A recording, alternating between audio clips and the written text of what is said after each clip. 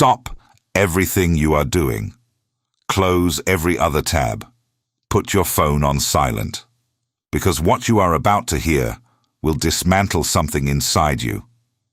Something that has been holding you back since the day you learned to obey. There is a man who lived over 500 years ago who understood something about human nature that modern society has spent centuries trying to bury. His name was Niccolò Machiavelli. And he did not become ruthless by accident. He built it, piece by piece, scar by scar, decision by decision. And by the time you finish this video, you will know exactly how he did it, and exactly how you can do the same. But first, a warning. This is not for everyone. If you are comfortable where you are, if you enjoy the warmth of your excuses, if you prefer the gentle hum of mediocrity to the cold silence of mastery, leave now. This video was not made for you. This was made for the one who is tired of pretending, tired of performing weakness and calling it humility, tired of watching lesser minds occupy thrones that should have been yours. If that is you, then sit down and do not move. Let me paint a picture you already know. You walk into a room. You are smarter than most people there. You know it. They suspect it. But somehow, at the end of the night, it is not you who commands attention. It is not you whose words linger in the air after the conversation ends. It is someone louder, someone bolder, someone who frankly has half your depth, but twice your audacity. And you stand there with a polite smile, swallowing your own significance, like it is something to be ashamed of. You have done this. Maybe yesterday, maybe this morning. Maybe you are doing it right now, in some area of your life where you know, with absolute certainty, that you deserve more. But you have trained yourself to accept less, because the alternative requires a kind of confrontation you have been taught to fear. This is not your fault, but it is your responsibility. You were raised in a world that worships compliance. From the moment you could understand language, you were told to share, to be fair, to wait your turn, to consider other people's feelings before your own. And none of that is inherently wrong, but somewhere along the way, those lessons mutated. They stopped being guidelines and became prison bars. You did not learn to be kind. You learned to be controllable. You did not learn empathy. You learned submission, dressed in the costume of virtue. And the cruelest part? You did it to yourself. You enforced your own captivity. Every time you bit your tongue. Every time you abandoned your own position to make someone else comfortable. Every time you chose peace over power. Not because peace was wise, but because power felt dangerous, felt selfish, felt like something only bad people pursue. Machiavelli would look at you right now, and he would not feel pity. He would feel recognition. Because he was once exactly where you are, trapped inside a lie so beautifully constructed that it felt like truth. The lie that goodness is rewarded. The lie that patience conquers all. The lie that if you just work hard enough, just sacrifice enough, just endure enough, the world will eventually notice and hand you what you deserve. It will not. It never has. It never will. The world is not a courtroom where evidence is weighed and justice is delivered. The world is an arena. And in that arena, the rules are simple. Those who understand power, wield it. Those who do not, serve those who do. There is no middle ground. There is no neutral position. You are either the architect of your own life, or you are raw material in someone else's construction. Machiavelli understood this, not because he was evil, but because he was observant. He spent decades watching the most powerful men of his era, popes, kings, military commanders, merchants, and he noticed something that shattered every fairy tale he had ever been told. The men who succeeded were not the most virtuous. They were not the most honest. They were not the most compassionate. They were the most adaptable, the most willing to see the world as it truly operates and to adjust their behavior accordingly, without guilt, without apology, without the crippling need to be seen as good. This observation cost him everything, and it gave him everything. But before we get to how he trained himself, you need to understand something fundamental, something that will reframe everything you think you know about ruthlessness, because the word itself has been poisoned. When you hear ruthless, your mind conjures images of tyranny, violence, cold-blooded cruelty, and that is precisely the misunderstanding that keeps you weak. True ruthlessness has nothing to do with cruelty. Cruelty is wasteful. Cruelty is the weapon of the insecure, the frightened, the man who cannot control himself and so tries to control everyone else through fear. That is not power. That is panic wearing a mask. Real ruthlessness is something far more elegant and far more terrifying. It is the ability to remove illusion from your decision-making process entirely. It is the willingness to see a situation exactly as it is, stripped of hope, stripped of fear, stripped of ego, and to act on that reality with total precision.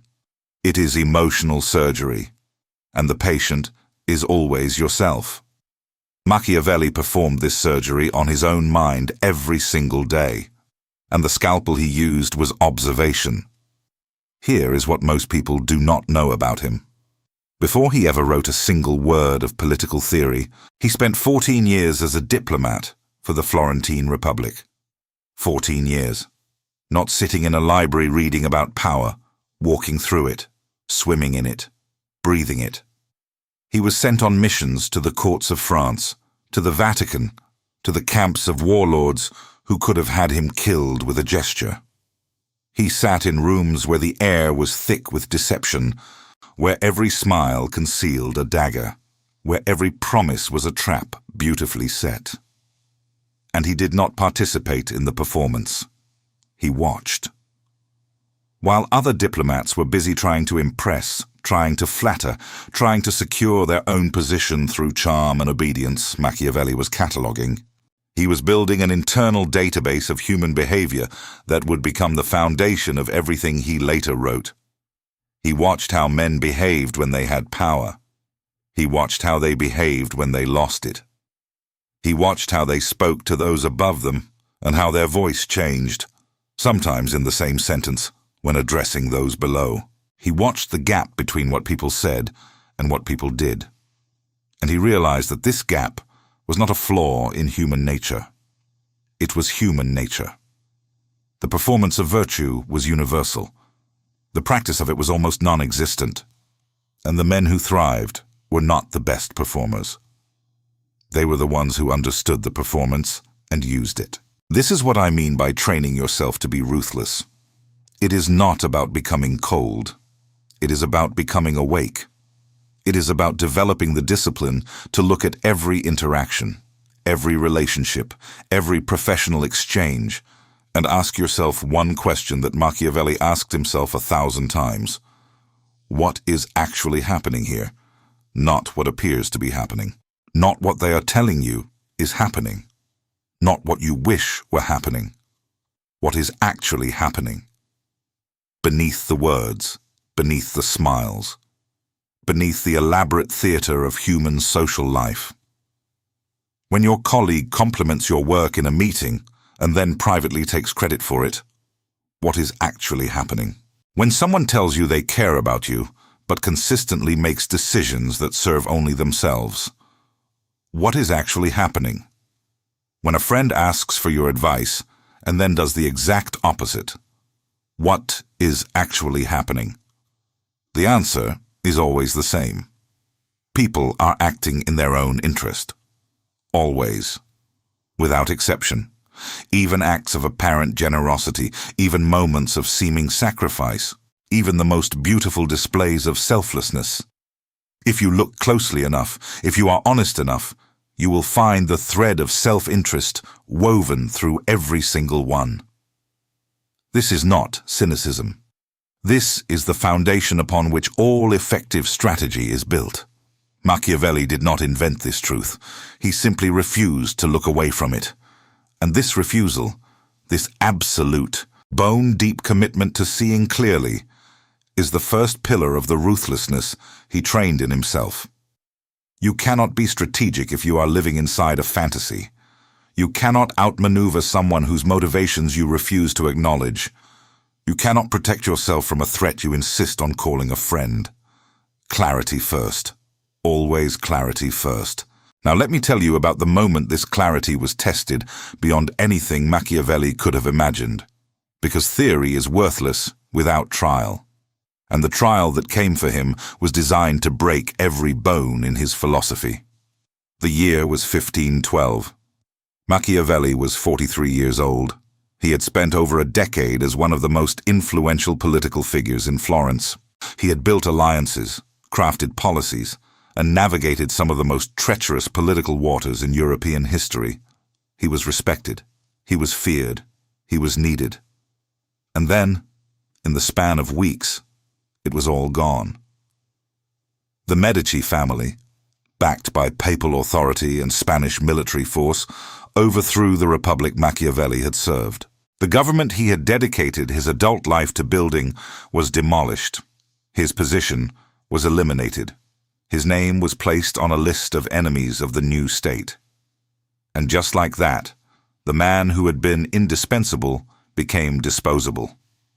But fate was not finished with him. Shortly after the Medici's return, a plot against the new rulers was uncovered. Machiavelli's name appeared on a document connected to the conspiracy. Whether he was truly involved is debated to this day. What is not debated is what happened next. He was arrested, he was dragged to a cell, and he was subjected to the strappado, a form of torture in which the victim's hands are bound behind their back. A rope is attached to their wrists, and they are hoisted into the air, then dropped. The weight of your own body nearly tears your arms from their sockets. They did this to him 6 times. 6 times. And when the pain stopped and the questions came, confess, name your co-conspirators, beg for mercy, Machiavelli said nothing of use. He maintained his innocence. He did not break. He did not betray anyone. He did not surrender the one thing he had left, his own integrity. Now, pause here, because this is the detail that most people skip over when they study Machiavelli. They rush to the books, to the theories, to the clever maxims about foxes and lions. But this moment, this man, suspended by his wrists, his body screaming in agony, his future annihilated, his enemies in total control. This is where the real lesson lives. How do you not break? How do you endure that level of physical and psychological destruction without surrendering? The answer is not willpower alone. The answer is not courage in the conventional sense. The answer is that Machiavelli had already, over the course of 14 years, trained himself to separate who he was from what was happening to him. He had spent so long observing human behavior with detachment, including his own, that even in the worst moment of his life, he could step outside his suffering and refuse to let it dictate his actions. That is the ruthlessness I am talking about, the kind that saves you, the kind that holds you together when the world is doing everything in its power to pull you apart, the kind that is not about dominating others, but about refusing to be dominated by circumstance, by emotion, by pain, by the desperate human need to make the suffering stop at any cost. He was eventually released, not because he was proven innocent, but because the newly elected Pope Leo X, a Medici, declared a general amnesty to celebrate his papacy. Machiavelli walked out of that prison a free man in body, but he was now an exile, banned from political life, stripped of income, sent to a crumbling family estate in the countryside village of Sant'Andrea in Percusina. And it is here, in this place of ruin, in this landscape of absolute failure, that the most important chapter of his life began. Most people would have collapsed. Most people would have spent their remaining years marinating in resentment, writing bitter letters, drowning in cheap wine, telling anyone who would listen about the injustices they had suffered. And in truth, Machiavelli did some of that. He was human. He drank at the local tavern. He argued with the butcher. He played board games with men he considered vastly beneath his intellect. His days were, by his own admission, humiliating.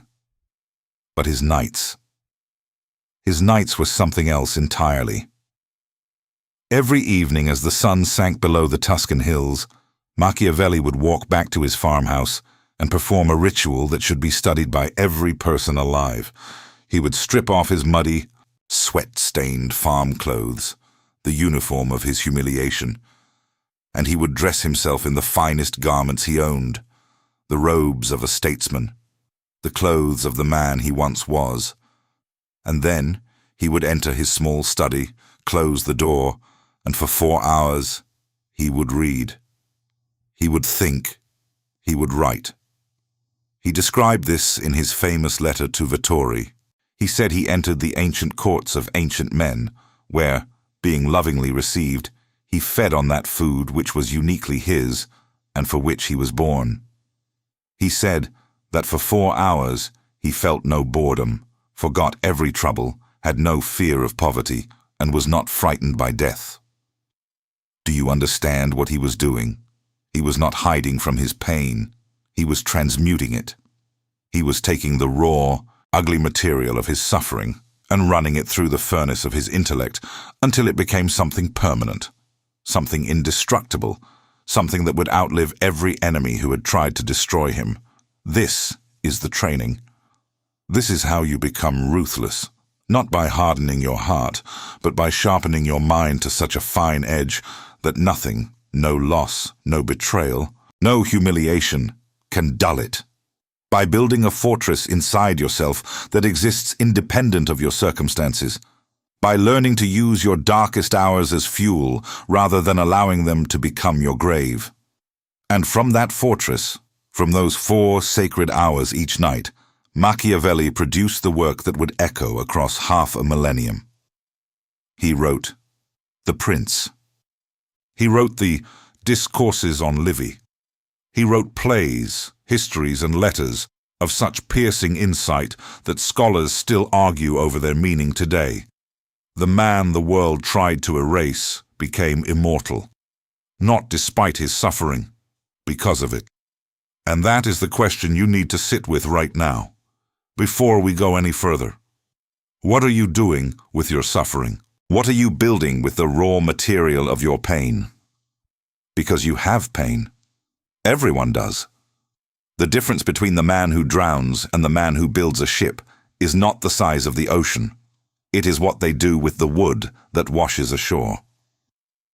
Machiavelli collected every broken plank, every splinter, every fragment of his destroyed life, and he built something that no storm could ever sink. The question is whether you are willing to do the same, because what comes next in this video is the method itself. The actual disciplines, the mental practices, the daily rituals of ruthless self-honesty that Machiavelli employed to transform himself from a broken exile into the architect of modern strategic thought. If you have felt something shift inside you, even slightly, do not leave. That shift is the beginning. That small crack in your comfortable illusions is the door through which everything changes. Stay with me. We are just getting started. Now that you understand the man, it is time to understand the method. Because Machiavelli did not simply survive his exile and his suffering. He reverse-engineered the entire process. He identified the exact mental muscles that allowed him to endure, to adapt, to see what others could not. And he trained those muscles with the discipline of a soldier preparing for war. The only difference is that the battlefield was inside his own skull. And there are 5 pillars to this training. 5 disciplines that he practiced relentlessly, every single day, in that cold study, surrounded by the ruins of his former life.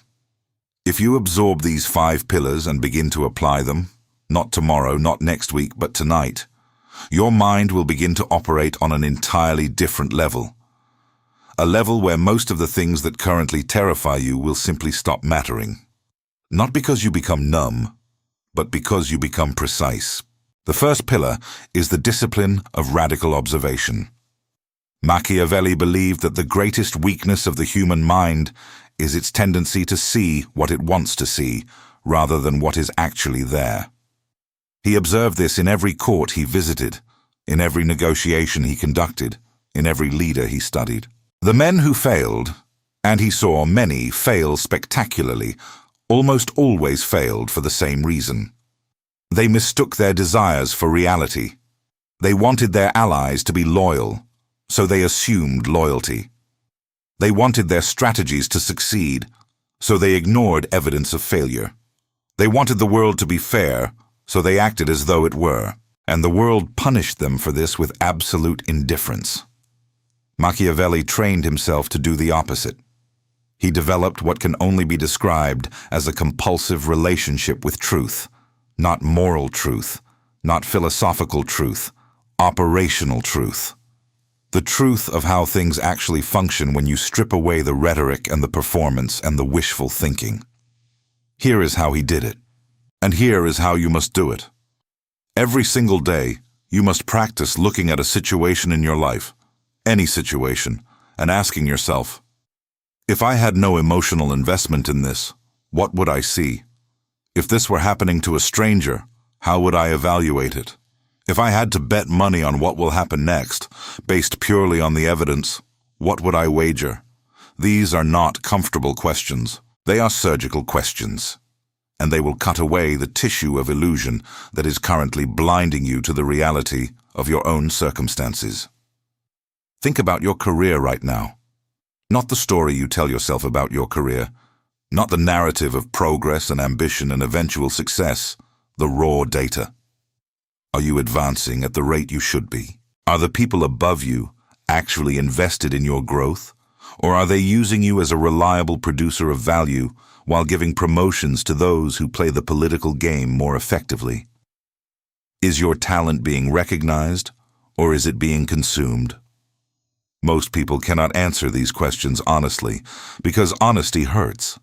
It requires admitting that you have been operating under false assumptions. It requires confronting the possibility that you have wasted time, wasted effort, wasted loyalty on people and institutions that do not deserve it. And that confrontation feels like failure. But Machiavelli would tell you, and he would say it without an ounce of sympathy, that the real failure is not in having been deceived. The real failure is in choosing to remain deceived once you have glimpsed the truth. The man who is tricked once is a victim. The man who is tricked twice by the same trick is a volunteer. So the first discipline is this. Every day, choose one area of your life and observe it with total honesty. Do not judge. Do not fix. Do not react.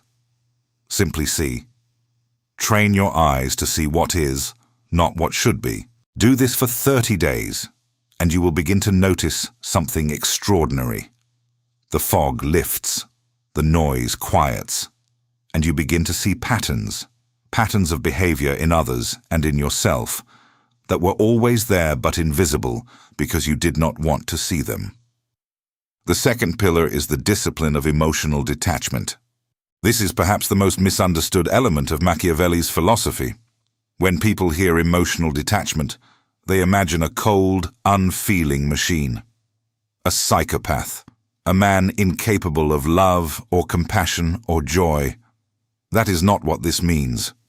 Emotional detachment does not mean the absence of emotion. It means the mastery of emotion. It means you still feel everything. You simply refuse to let what you feel determine what you do. Machiavelli felt deeply. His letters are full of passion, longing, humor, even despair. He loved Florence with an intensity that bordered on obsession. He mourned his exile every single day. He felt anger, humiliation, and grief in measures that would have crushed most men. But when it came time to think, when it came time to analyze, to strategize, to write, he placed those emotions on a shelf. Not permanently, not forever, just long enough to see clearly. He treated his emotions the way a general treats his troops, as powerful forces that must be directed, not obeyed. A general who follows his soldiers wherever they want to go is not a general. He is a follower. And a man who follows his emotions wherever they lead is not in control of his life. He is a passenger. Here is how this applies to you. Think about the last time someone disrespected you. Maybe a colleague undermined you in a meeting. Maybe a friend dismissed your opinion. Maybe someone you trusted revealed that your trust was misplaced. What did you feel? Anger, probably. Hurt. The burning desire to respond, to defend yourself, to prove them wrong. Now ask yourself, what did you do with that feeling? If you are like most people, one of two things happened. Either you reacted immediately, firing back with words you later regretted, escalating a situation that could have been managed calmly, or you swallowed the feeling entirely, said nothing, smiled, and let the resentment fester inside you like an infection that slowly poisons every interaction that follows. Both of these responses are weak. Both give your power to someone else. The first gives them the satisfaction of knowing they got to you. The second gives them the comfort of knowing you will never fight back. Machiavelli would have done neither. He would have felt the anger, every molecule of it. And then he would have asked himself, what is the most strategically advantageous response in this moment? Not the most satisfying, not the most righteous, not the most emotionally honest, the most effective. Sometimes the most effective response is silence. Sometimes it is a measured, deliberate counter. Sometimes it is the appearance of agreement, followed by action that serves your interests, not theirs. Sometimes, and this is the option most people never consider, the most effective response is no response at all, because the person who provoked you is irrelevant to your actual goals, and engaging with them is a waste of your finite energy. This is what emotional detachment looks like in practice. You feel everything. You act on strategy. The training for this is simple but brutal. Every time you feel a strong emotional reaction, anger, envy, excitement, fear, stop. Do not act on it for 24 hours, not because the emotion is wrong, but because the first response your emotions generate is almost never the best response. It is the fastest. It is the most instinctive. It is the response that evolution designed for survival on the savannah, not for navigation of a complex social and professional world. Give yourself 24 hours, and in those 24 hours, analyze the situation as if you were advising someone else. Remove yourself from the equation. Look at the players, the motivations, the possible outcomes, and then, only then, choose your response. Do this consistently, and within weeks, you will notice a shift. People will begin to treat you differently, not because you have become intimidating, but because you have become unpredictable. They can no longer manipulate you through provocation. They can no longer control you through flattery. You have become, in the Machiavellian sense, a player who cannot be read. And there is nothing more unsettling to those who rely on emotional manipulation than a person who simply does not react as expected. The third pillar is the discipline of strategic patience. Machiavelli observed that the most common cause of failure among ambitious people is not a lack of vision. It is the inability to wait. They see the opportunity, they see the path, and they rush toward it with all the subtlety of a bull charging a red cape. And they are destroyed, not by their enemies, by their own impatience. In The Prince, Machiavelli examined Cesare Borgia at length, a man he both admired and warned against. Borgia was brilliant, ruthless, strategically gifted. But his downfall came not from a superior adversary. It came from a failure to account for time. He moved too quickly. He accumulated too many enemies. He did not build foundations deep enough to withstand the storms he knew were coming. And when those storms arrived, in the form of his father's death and the election of a hostile pope, his entire empire collapsed like a house built on sand. Machiavelli took this lesson and burned it into his philosophy. Speed is the weapon of the fool. Patience is the weapon of the master, but not passive patience, not the patience of the man who waits because he is afraid to act, Strategic patience is something entirely different. It is the patience of the predator in the tall grass. The patience of the chess player who sacrifices a piece in move 12 to achieve checkmate in move 37. It is patience with a purpose, patience with a timeline, patience that knows exactly when to strike because it has been watching, measuring, calculating every variable while the impatient man was busy exhausting himself with premature action. In your life, this means resisting the urge to respond to every slight immediately. It means tolerating short-term discomfort for long-term dominance. It means watching someone who wronged you succeed temporarily and knowing, with the quiet confidence of someone who has done the math, that their foundation is weak and their success is borrowed. The impatient man plays the short game. He reacts to today. He fights today's battle. He celebrates today's victory and mourns today's defeat. The ruthless man plays the long game. He sees the board from above. He knows which pieces matter and which are distractions. He makes moves that appear meaningless in the present, but become decisive in the future.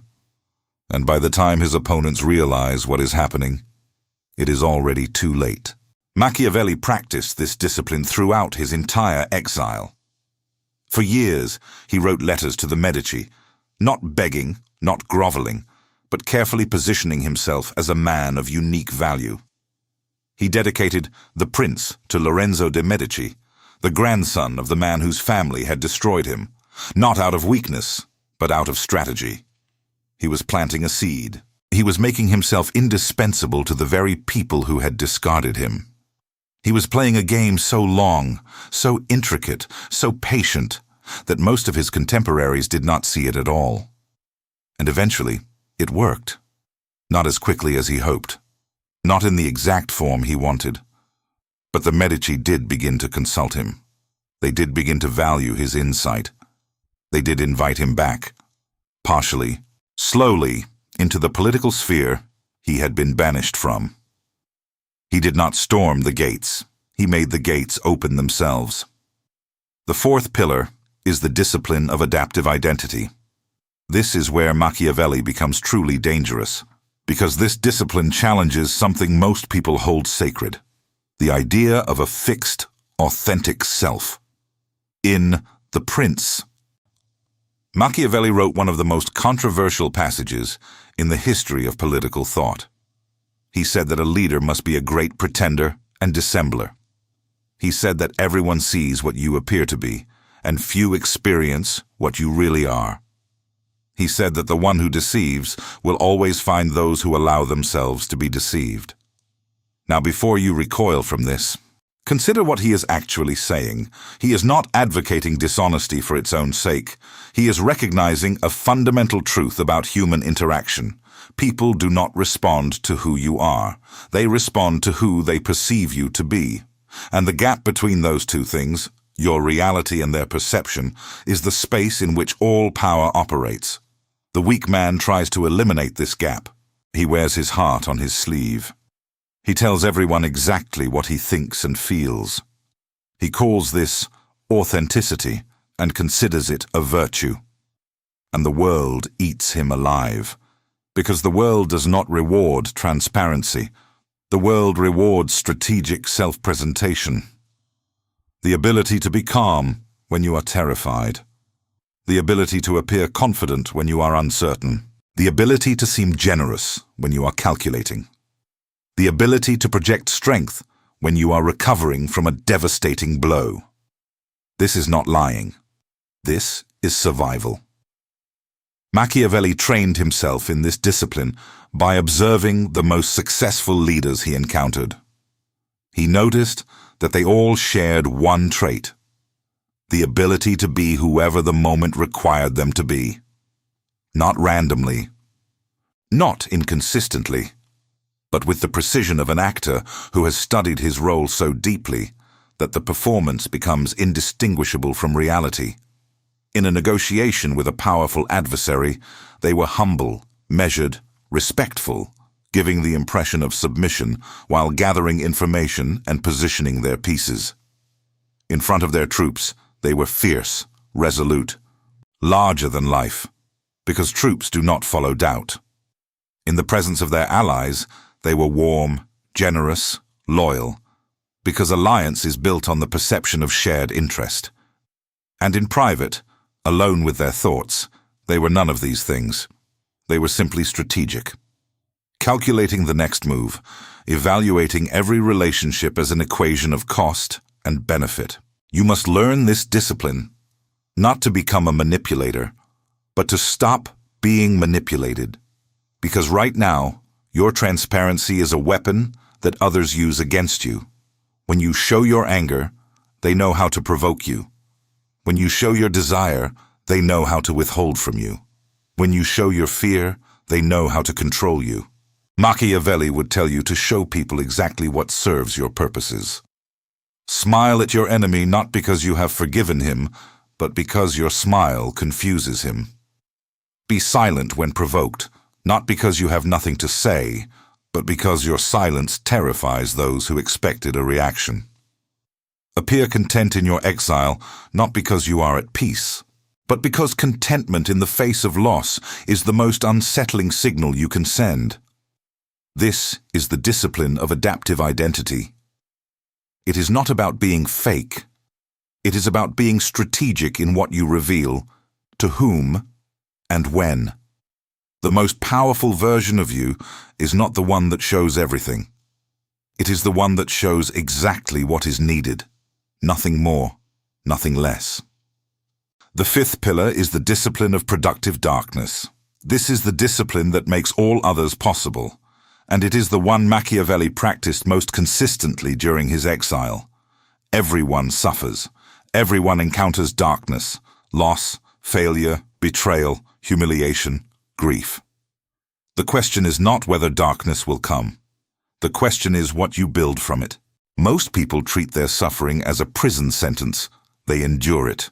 They wait for it to pass. They numb it with distraction, with substance, with the shallow comfort of companionship that exists only to avoid being alone with their own thoughts. And when the darkness eventually lifts, if it lifts, they emerge unchanged. They have survived, but they have not grown. They have endured, but they have not been forged. Machiavelli refused this path. When darkness came for him, and it came with a fury that few human beings have ever experienced, he did not endure it. He used it. He treated his suffering as raw material. His exile was not a punishment. It was a workshop. His poverty was not a limitation. It was a form of clarity that wealth had never provided. His humiliation was not a source of shame. It was the fuel that powered the most productive intellectual period of his life.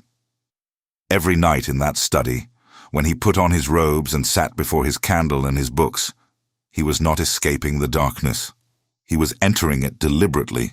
He was diving into the deepest, most uncomfortable truths about human nature, truths he could only see because he had been stripped of every illusion, and he was extracting from those truths the principles that would make him immortal.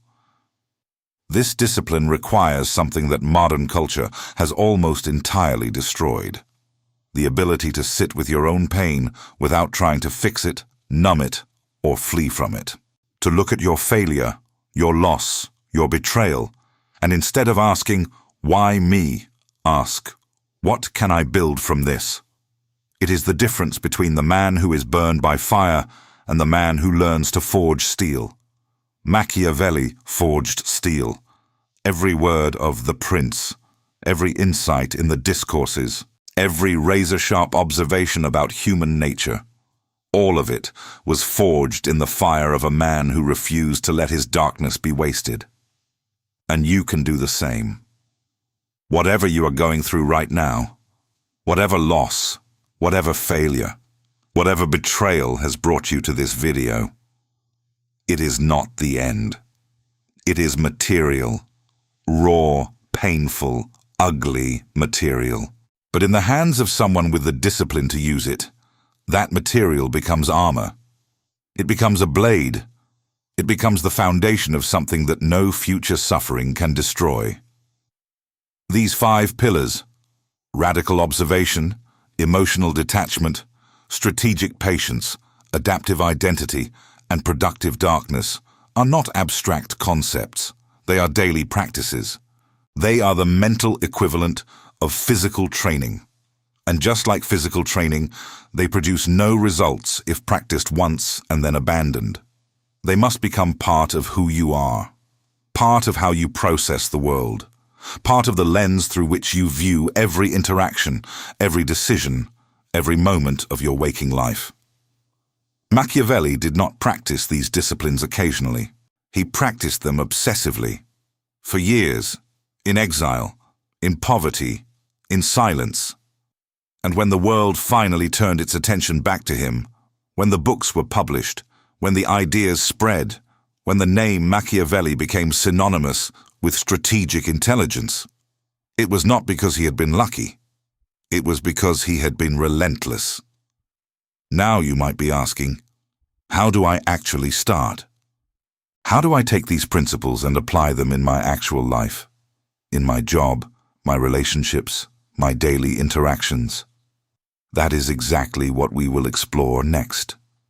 Because the coldest move, the most strategic application of everything you have just learned, is still ahead. And it begins with a question you have never asked yourself before. Stay focused. The blade is about to cut deeper. Now we move from philosophy to execution. Because knowing these 5 pillars is worthless if you cannot wield them in the moments that matter. Machiavelli did not write his masterwork to be admired. He wrote it to be used. And what I am about to give you is the battlefield manual, the specific tactics, the precise scenarios, the exact words and silences and movements that will allow you to apply Machiavelli's ruthless clarity in your real, daily, immediate life. Let us begin with the most common arena where most people lose without even realizing they are playing: the workplace. You walk into your office every morning thinking you are there to do your job. You are not. You are there to navigate a complex web of competing interests, hidden agendas, and silent power struggles that are constantly shifting beneath the surface of meetings, emails, and casual conversations. Every interaction is a negotiation. Every conversation is a test. Every relationship is, at some level, an exchange of value. And the person who does not understand this, the person who simply puts their head down, works hard, and waits to be recognized, is the person who will watch year after year as less talented but more strategic colleagues rise above them. Here is the first tactic Machiavelli would have you apply tomorrow morning, the tactic of deliberate silence. When you walk into a meeting, do not be the first to speak, do not be the second. Let the room fill with noise. Let the eager voices compete for attention. Let the insecure prove their relevance through volume. You sit, you observe, you listen, not passively, actively. You listen for the subtext beneath the words. You watch for the body language that contradicts the speech. You note who defers to whom, who interrupts whom, who makes eye contact with the decision-maker, and who avoids it. And only when you have mapped the terrain, only when you understand the dynamics of the room, do you speak. And when you speak, you say something that no one else has said. Not because you are trying to be different, but because while they were performing, you were analyzing. While they were reacting to what was said, you were processing what was meant. This is what Machiavelli did in every diplomatic mission. He was consistently described by his contemporaries as a man of few words in negotiation, but devastating precision when he chose to deploy them. He understood that in any gathering of people, the one who speaks last, the one who waits until the emotional energy of the room has been spent, holds an asymmetric advantage. Because by then, everyone has revealed themselves. Their positions, their fears, their desires, their weaknesses, all of it has been laid bare by their own eagerness to fill the silence. Here is how this works in practice. Imagine you are in a meeting where your supervisor proposes a new direction for a project. Several colleagues immediately voice their support. Others raise concerns. The room becomes a theater of opinions. Now, the common reaction, the reaction of the person who has not trained themselves, is to join the chorus, to agree, to disagree, to add your voice to the noise, because silence feels like absence, and absence feels like irrelevance. But you do neither. You wait. You let the conversation develop. You let the supervisor respond to the concerns. You let the dynamics play out. And then, when there is a natural pause, you say something like, "I have been listening to all of this carefully, and I think there is an angle none of us have considered yet." And then, you deliver your observation, calmly, precisely, without qualifying it with phrases like, "I could be wrong, but," or, "This might be a dumb question, but." You state it as fact, because you have earned the right to state it as fact, by being the only person in the room who bothered to think before speaking. The effect of this is immediate and profound. The room shifts its attention to you, not because you shouted, because you waited. And in that waiting you demonstrated something that every person in that room unconsciously respects: control, self-possession. The quiet authority of someone who does not need the room's approval to know their own value. Now let me give you the second tactic, the tactic of the controlled response. Someone insults you. Someone disrespects you. Someone undermines your authority in front of others. This is the moment where 99% of people fail. Because this is the moment where emotion takes the wheel and strategy gets thrown in the trunk. The weak response is to fire back, to match insult with insult, to escalate. This feels satisfying for approximately 4 seconds, after which you realize that you have just handed your adversary exactly what they wanted. Proof that they can control your emotional state with a few well-placed words. You have shown them the switch, and now they will push it whenever they need to. The equally weak response is to do nothing, to absorb the insult, to smile, to pretend it did not happen. This teaches the person, and everyone watching, that you are safe to disrespect, that there are no consequences, that your dignity is available for public consumption at no cost. The Machiavellian response is neither. It is the pause, the measured look, the silence that lasts exactly long enough to be uncomfortable, and then, and this is crucial, a response that is calm, composed, and subtly devastating. Let me give you exact language, because this matters. Someone insults your work in a meeting. Instead of defending yourself, you look at them directly. Not with anger, but with the patient curiosity of someone examining a specimen. And you say, "That is an interesting perspective.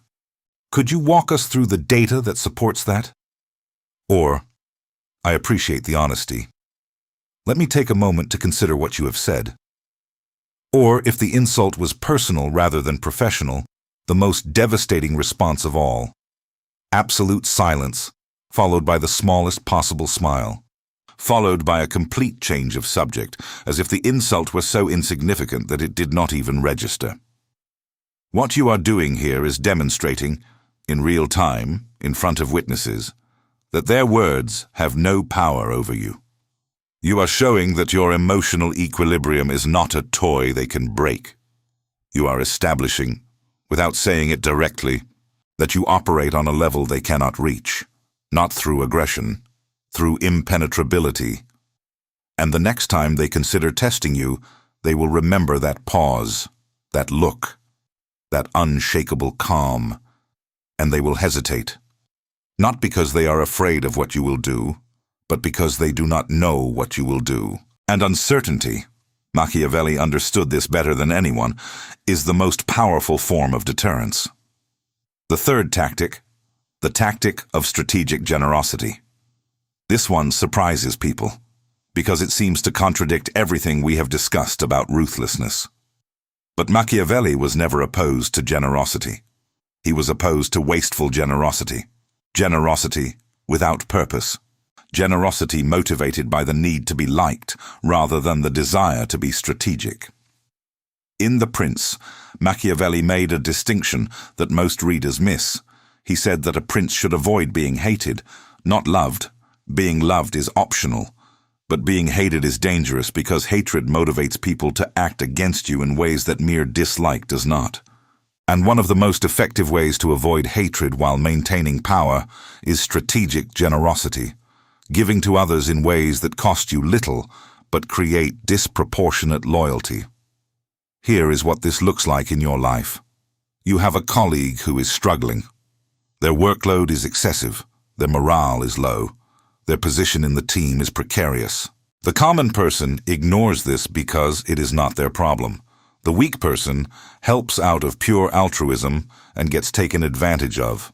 The strategic person, the person trained in Machiavelli's methods, helps, but with precision. You offer assistance at the exact moment when it will be most visible and most valued. You help in a way that highlights your competence without diminishing theirs. You ensure that the right people, specifically the people who make decisions about promotions and assignments, are aware of your generosity. Not because you broadcast it, but because you perform it in contexts where it will naturally be observed. This is not cynical. This is intelligent. You are simultaneously solving a real problem, building genuine goodwill, and strengthening your strategic position. You are being generous and being smart about it. And the loyalty you earn from this, the quiet, deep loyalty of someone who remembers who helped them when no one else would, is worth more than 100 hollow alliances built on drinks after work and shared complaints about management. Machiavelli practiced this relentlessly during his years in government. He was known for helping younger diplomats, for sharing intelligence with allies who needed it, for offering counsel to those who had earned his respect. And every act of generosity served a dual purpose. It built a network of people who owed him, and it reinforced his reputation as a man of value, not just a man of position. The fourth tactic, the tactic of information asymmetry. This is perhaps the most powerful weapon in the Machiavellian arsenal, and it is built on a simple, devastating principle. The person who knows the most controls the outcome. Always. Machiavelli understood that information is not just power. Information is the raw material from which power is constructed, and the strategic advantage of knowing something your counterpart does not know is almost impossible to overcome through any other means. In your life, this means becoming a relentless collector of relevant information, not gossip, not rumor. Actionable intelligence about the people and systems that affect your trajectory. Who makes the real decisions in your organization? What are their priorities? What are their vulnerabilities? Who are they listening to? What problems keep them awake at night? Most people do not know the answers to these questions because they never think to ask them.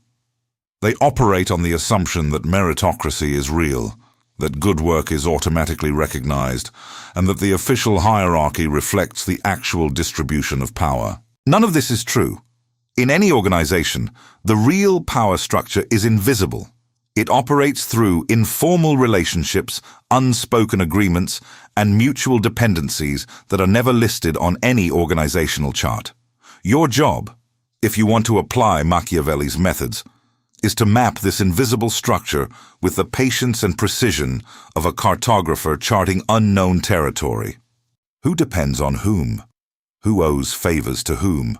Who is aligned with whom against whom? Where are the fractures, the resentments, the old grudges that create hidden fault lines in the seemingly stable ground of your workplace? And then, and this is the critical part, you share this information selectively. You never reveal everything you know. You never reveal your sources. You offer fragments of insight to those who can benefit from them, creating a dynamic in which you become the node through which valuable information flows. Not a gossip. A broker. A person whose knowledge makes them indispensable, whose discretion makes them trustworthy, and whose strategic deployment of information makes them impossible to ignore. Machiavelli did exactly this in Florence. His diplomatic dispatches were legendary, not just for their political insight, but for their detailed observations about the character, motivations, and vulnerabilities of every leader he encountered. He knew things about the rulers of Italy that their own advisors did not know, because he watched while others talked, listened while others argued, and remembered while others forgot. The fifth tactic, the tactic of deliberate withdrawal. This is the tactic that most people never learn because it contradicts everything modern culture teaches about presence, visibility, and constant engagement. We live in a world that tells you to be present, be visible, network, connect, show up, make noise, be seen. Machiavelli would tell you that this is precisely how you become ordinary. By being available, you become expected. By being visible, you become background. By being present at every gathering, every meeting, every social event, you dilute your own impact until your presence carries no more weight than the furniture. Strategic withdrawal is the deliberate creation of absence. And absence, when deployed correctly, is one of the most powerful forces in human psychology. Think about it. When someone who is always available suddenly becomes unavailable, what happens? People notice, they wonder, they speculate, they assign to your absence a significance that your presence could never achieve. Where is he? What is he doing? Why did he not come? Is something wrong? Is he meeting with someone else? Has he lost interest? All of these questions work in your favor, because every question about you that you do not answer is a question that their imagination answers for them. And their imagination, fueled by uncertainty and self-doubt, will almost always create a version of you that is more powerful, more mysterious, more significant than any version you could have presented through mere attendance.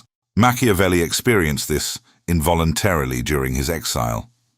But he quickly realized that his absence from Florentine political life had created something his presence never could. Mystique. People who had never thought twice about him when he was a daily fixture in the halls of government suddenly began asking about him, writing to him, seeking his opinion, not because he had become more valuable, but because he had become scarce. And scarcity, in economics, in psychology, in the dynamics of power, always increases perceived value. You can apply this in your own life with surgical precision. You do not need to disappear entirely. You need to disappear strategically. Miss one meeting that you always attend. Decline one invitation you always accept. Go quiet for a day when you are usually responsive. Watch what happens. Watch how people's behavior toward you shifts when the reliable pattern is disrupted. Watch how the space you leave behind fills with speculation, with curiosity, with a subtle increase in the value they assign to your presence when you return. But here is the error you must avoid, and this is critical. Withdrawal without purpose is just absence. An absence without purpose is just neglect. The key is that your withdrawal must be noticed, and it must be temporary. You are not abandoning the game. You are stepping off the field long enough for the other players to realize how much the game depends on you. Now, let me address the most common errors people make when they first begin applying these tactics, because these errors are predictable, and Machiavelli himself wrote about them extensively. The first error is overplaying the hand. You learn about silence, and you become mute.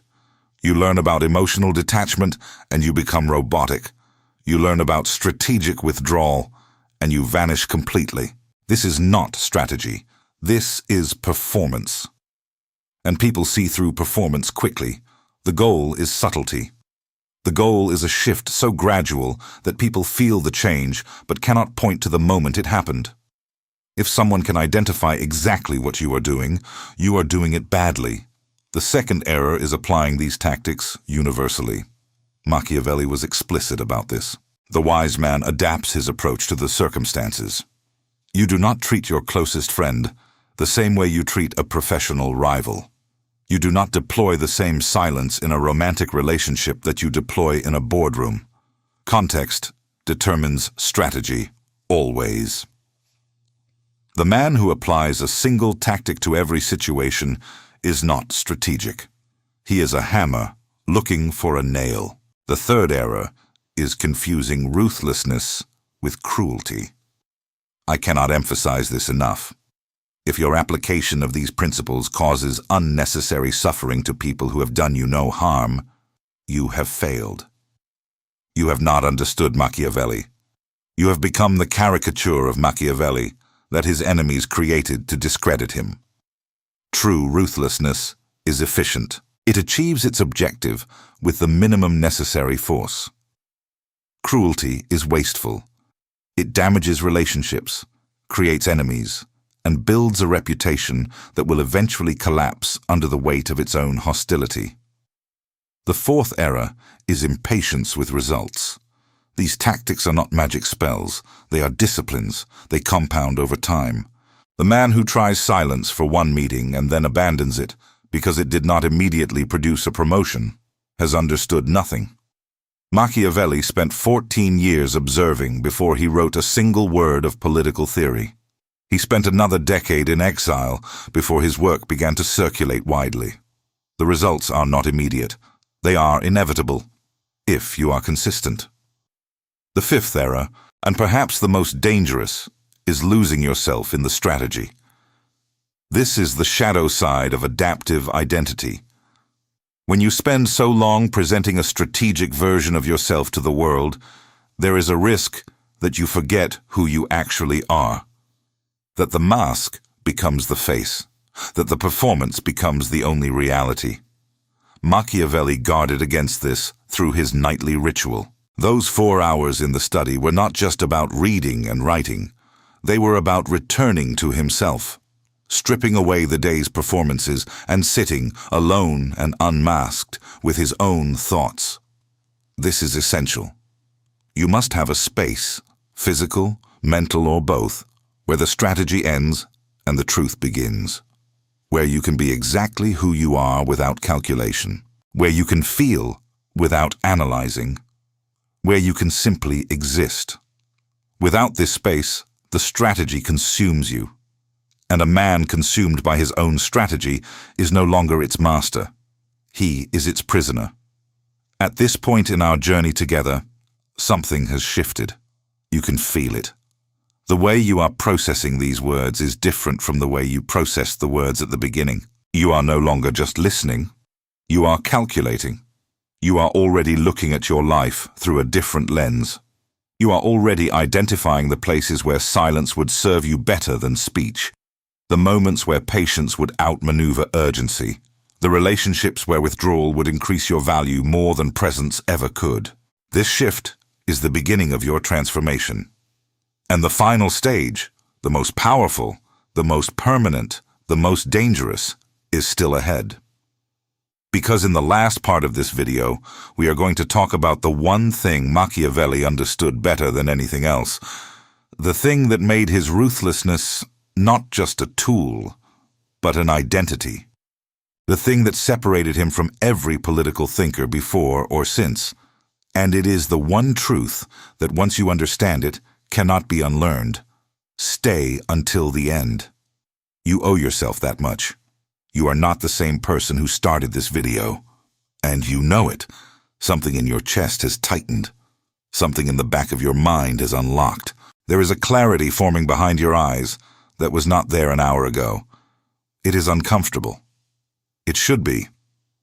Because comfort is the anesthesia of mediocrity, and you are waking up in the middle of surgery. Machiavelli did not train himself to be ruthless so he could dominate others. He trained himself to be ruthless so he could never be dominated again. There is a universe of difference between those two statements, and that universe is where your transformation lives. Everything we have discussed, the observation, the detachment, the patience, the adaptive identity, the productive darkness, the tactics of silence and withdrawal, and strategic generosity, all of it converges on a single, unshakable truth that Machiavelli discovered in his exile and that you are now ready to receive. The truth is this: the most dangerous person in any room is not the strongest, not the loudest, not the wealthiest, not the most connected. The most dangerous person in any room is the one who has stopped needing the room. Read that again. Let it rewrite something inside you. The person who does not need approval cannot be controlled through flattery. The person who does not need acceptance cannot be controlled through exclusion. The person who does not need comfort cannot be controlled through threats. The person who does not need the room, who could walk out at any moment and lose nothing essential, is the person who owns the room without ever having to claim it. This is what Machiavelli achieved in his exile. When everything was taken from him, his position, his income, his reputation, his physical freedom, he discovered something that could not be taken: his mind, his ability to think, his capacity to observe, to analyze, to understand the machinery of human nature with a clarity that made him more powerful in a farmhouse than most men are in a palace. He stopped needing Florence. And the moment he stopped needing it, the moment his survival was no longer dependent on the approval of the Medici or the political winds of the Republic, he became free in a way that no political position could ever have provided. He became sovereign over himself. And from that sovereignty, he produced work that would influence kings, generals, revolutionaries, and thinkers for 500 years, and counting. This is the paradox at the heart of Machiavelli's ruthlessness, and it is the paradox at the heart of yours. The less you need, the more you command. The less you chase, the more follows you. The less you speak, the more weight your words carry. The less desperate you are to be seen, the more impossible you become to ignore. This is not a trick. This is not a technique you can apply on Monday morning and discard by Friday afternoon. This is a fundamental restructuring of how you relate to the world. And it begins with the hardest question any human being can ask themselves: what are you willing to lose? Because Machiavelli's ruthlessness was not built on what he gained. It was built on what he was willing to release. He released the need for status. He released the need for approval. He released the need for comfort. He released the need for certainty. He released the fantasy that the world owed him anything at all. And in releasing these things, in cutting them away with the cold, clean precision of a man who understands that attachment is the root of all vulnerability, he became untouchable. Not invulnerable. Untouchable. There is a difference. Vulnerability is about what can be done to you. Touchability is about what can reach you. Machiavelli still felt pain. He still felt loss. He still burned with the desire to return to political life. But those feelings could not control him. They could not dictate his actions. They could not make him desperate, and desperation, Machiavelli knew this in his bones, is the state in which all power is surrendered. Now let me ask you directly, what are you holding on to that is making you weak? Is it the relationship that no longer serves you, but that you maintain because the alternative, solitude, uncertainty, the raw emptiness of starting over, terrifies you? Is it the job that drains your soul, but pays well enough to keep the chains comfortable? Is it the friendship that requires you to be less than you are so the other person can feel more than they deserve? Is it the image of yourself? The nice one, the reliable one, the one who always says yes, that has become so deeply embedded in your identity that you cannot imagine who you would be without it. Whatever it is, that is where your work begins.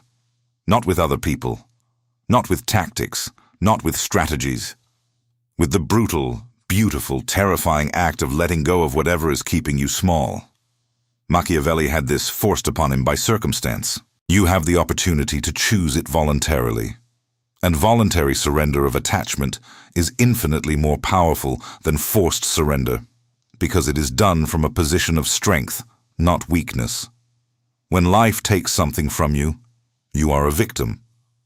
When you release something before life can take it, You are a strategist. Now let me tell you what happens on the other side of this release, because it is not emptiness. It is not coldness. It is not the bleak grey landscape of a man who cares about nothing. It is gravity. When you stop needing, you begin to attract. When you stop chasing, people start following. When you stop performing, people start watching. There is a magnetism to the person who is complete within themselves.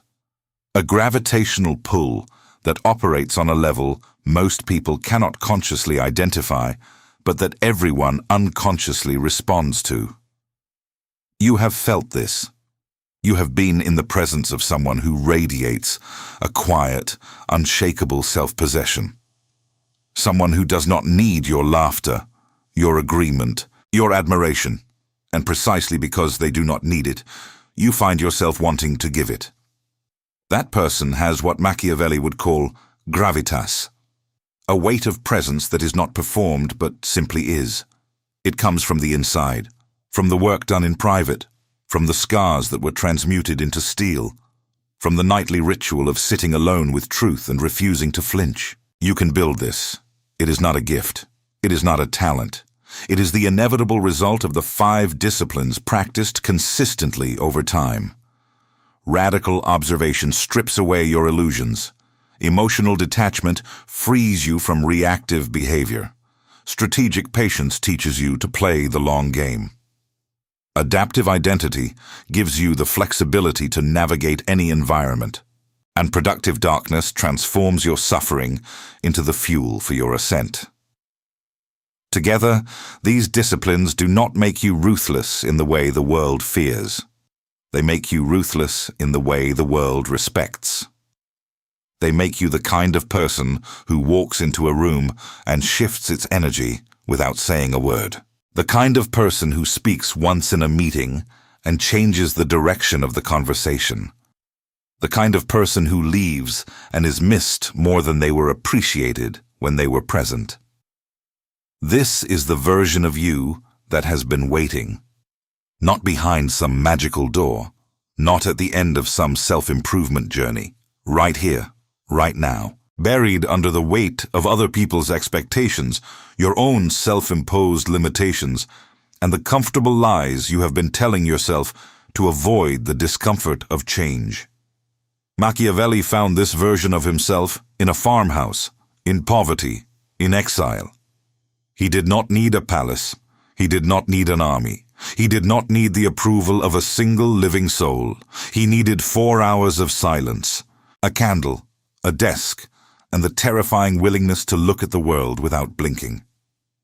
And from that simplicity, from that austerity, from that radical reduction of his life to its most essential elements, he produced ideas that rewrote the architecture of human power for half a millennium. What is your farmhouse? What is the small, private space where you can strip away the performance and do the real work? Where you can sit with the 5 disciplines and practice them not for an audience, not for applause, not for likes or followers or comments, but for yourself. For the version of yourself that will emerge from the other side of this process, harder, cleaner, sharper, and more complete than anything you have ever been. Find that space. Protect it. Guard it with the ferocity of a man who knows that everything he will ever build depends on what happens in that room, alone, when no one is watching. Because that is the final secret. The one Machiavelli never wrote down explicitly, but demonstrated through every year of his exile. The secret is that real power is never built in public. Real power is built in the hours between midnight and dawn, in the conversations you have with yourself when the world has gone to sleep, in the choices you make when there is no audience and no reward, and no one to impress. The man you become in those hours is the man who walks into the room the next morning. And if you have done the work, truly done it, without shortcuts, without self-deception, without the comforting lie that reading about change is the same as making it, then the man who walks into that room will be unrecognizable. Not louder, quieter, not more aggressive, more precise, not more visible, more magnetic. He will carry an energy that others cannot fake because it was not manufactured in a seminar or extracted from a motivational quote. It was forged in fire, in solitude, in the relentless practice of seeing the world as it is and refusing to be destroyed by the truth. This is Machiavelli's legacy. Not a book, not a philosophy, a demonstration, a living proof that a man can be stripped of everything, position, wealth, freedom, dignity, and still, through the sheer force of disciplined ruthlessness turned inward, become more powerful than the forces that tried to erase him. And this can be your legacy too.